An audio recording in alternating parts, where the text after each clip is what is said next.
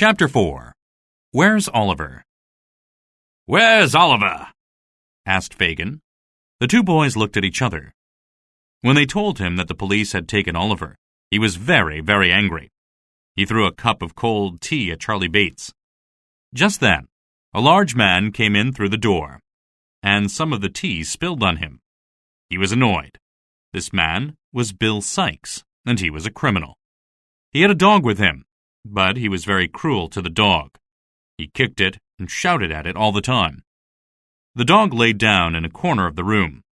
The Artful Dodger and Charlie Bates explained what had happened to Oliver. Fagin was worried. "He might tell the police about us," he said. Sikes thought this was funny. "You might be in trouble," he said, smiling. "If I am in trouble, we are all in trouble," said Fagin, "and it will be worse for you than for me." Sikes stopped smiling. Everyone sat quietly for a few minutes. Finally, Sikes spoke. "We must find out what happened to him."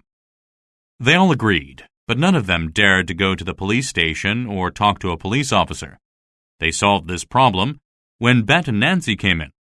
They persuaded Nancy to go. She didn't want to go, but Sikes threatened her until she agreed.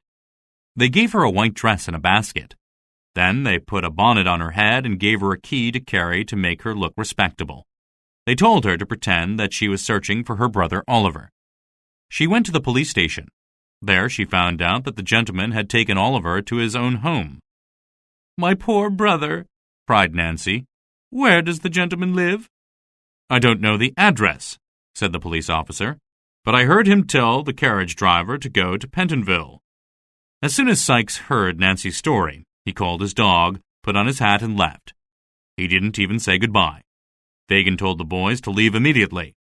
"You know where to go," he said. "The other place." The boys left. Fagin locked the door and took the box from its hiding place. He took everything out of it and put them in his pockets. Then he left too. Oliver soon recovered from his faint. Mr. Brownlow and Mrs. Bedwin did not talk about the picture to him. They did not want him to faint again. The next day he came down to the room. He was disappointed when he saw that the picture was not there. "We took it away," said Mrs. Bedwin. "You can see it again when you are better." Oliver slowly got stronger. When he was able to dress himself again, Mr. Brownlow bought new clothes for him. Mrs. Bedwin sold his old clothes to an old man in the street. Oliver gave the money to a servant. He was very pleased to see the clothes go. He thought that he would never wear them again. About a week later, Mr. Brownlow called Oliver to come to his study. Oliver was very interested in all the books in the room. He said he would like to read them. "I want you to listen to me," said Mr. Brownlow. He was kind but serious. Oliver thought that Mr. Brownlow was going to send him away and begged him to let him stay. "I will never send you away unless you give me a good reason to," said Mr. Brownlow. "I never will, sir," said Oliver. "Tell me your story, Oliver," said Mr. Brownlow. Before Oliver could start, however, there was a knock on the door. It was Mr. Grimwig. Mr. Grimwig was Mr. Brownlow's friend, and although he liked to argue, he was a good man. Mr. Brownlow sent Oliver downstairs to tell Mrs. Bedwin that they were ready for tea. "So, that is the boy, is it?" said Grimwig. "Yes, a good-looking boy, don't you think?" said Mr. Brownlow. "I don't know," replied Grimwig. He wanted to argue. "You don't know anything about him. Where does he come from? Who is he? What is he? Are you sure he will not steal from you at night?" Mr. Grimwig did not think that Oliver would do that, but he wanted to argue with his friend. When they had finished drinking their tea, he asked, "When are you going to hear his story?" "Tomorrow," replied Mr. Brownlow. "Oliver, come to me tomorrow at 10 o'clock. Oliver promised he would. "He won't come to you," argued Mr. Grimwig. "He will," answered Mr. Brownlow. "I believe him." "He's lying to you," argued Mr. Grimwig. "We shall see," said Mr. Brownlow. "Yes, we shall see," said Mr. Grimwig. Just then, a messenger arrived. He took some books from the bookshop, and Mrs. Bedwin brought them to the gentleman. Mr. Brownlow had to return some other books to the bookshop, but the messenger had not waited. "Ask Oliver to return the books," said Mr. Grimwig. "Or don't you trust him?" Mr. Brownlow was annoyed with his friend. Of course I trust him. He called Oliver and gave him the books and a £5 note, telling him to take them to the bookseller. Oliver was very pleased to be useful. The gentleman explained where the shop was, and he set off with the parcel of books and £5 in his pocket. He will return in 20 minutes, said Mr. Brownlow. He will never return, said his friend. He will. He won't. Mr. Brownlow put his watch on the table, and the two friends waited. Oliver walked happily toward the bookshop. He went into the wrong street and was about to turn around when a woman wearing a white dress and carrying a basket suddenly took hold of him. "My brother!" she screamed. "Don't!" said Oliver. "Who are you? Why did you stop me?"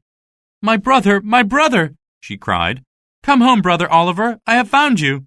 Other people came up to see what the noise was. She explained to them that Oliver was her brother who ran away from home a month ago. Everyone told him to go with his sister. Suddenly, Oliver recognized the lady. "It's Nancy," he exclaimed. "You see, he knows my name. Come home, Oliver," said Nancy. A man with a white dog came out of a shop and grabbed Oliver. He took the books and hit Oliver on the head.